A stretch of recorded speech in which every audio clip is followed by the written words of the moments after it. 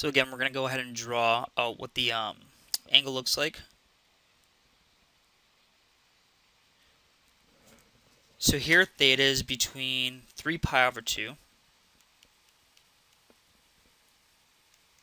and 2 pi. So we'll just draw some arbitrary angle in there. This time we'll use green.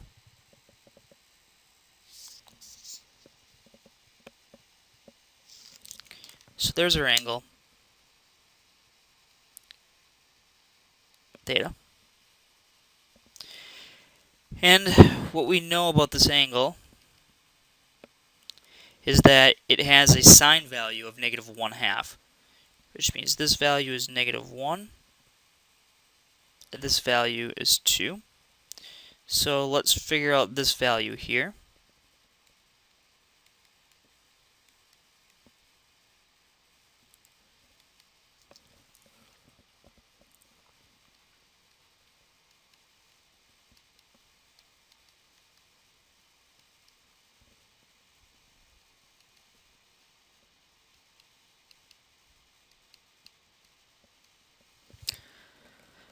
Now, since we're dealing with an angle that's in quadrant 4, we know that the x value is going to have to be positive there, or the cosine value. So, square root of 3. So what are our values for this triangle? Well, we've got our angle values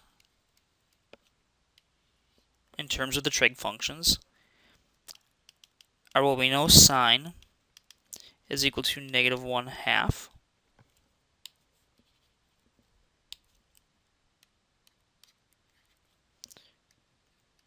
We know cosine is equal to the square root of 3 over 2. And we know the tangent is equal to -1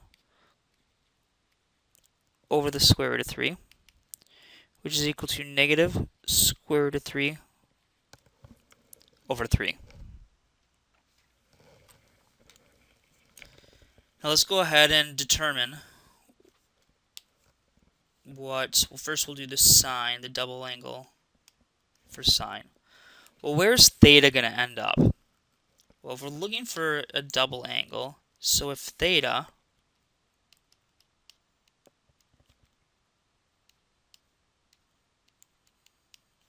if we double theta, that means we get 3 pi is less than twice theta, which is less than 4 pi. So 3 pi is over here, and 4 pi is over here. So we're going to end back down in quadrant 3 or quadrant 4. So sine should be what? Positive or negative? Well, of course, sine's going to be negative down there. So this answer, it would be surprising to me if this came out to be positive, because it should end up being negative. So let's go ahead and calculate this. The sine of the double angle is 2 times the cosine of the angle times the sine of the angle. Notice that we haven't, at any point in this, I have not solved for the angle. So the cosine of the angle is square root of 3 over 2. The sine of the angle is -1/2. So these two cancel, and I'm going to end up with negative square root of 3 over just 1, 2. So that's the sine of twice whatever that angle is. Cosine. So the cosine is going to be, we've got a lot of different forms that we can use. Let's use, let me go up here and pick one.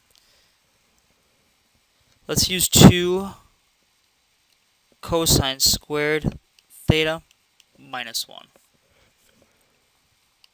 So this is 2 times the cosine squared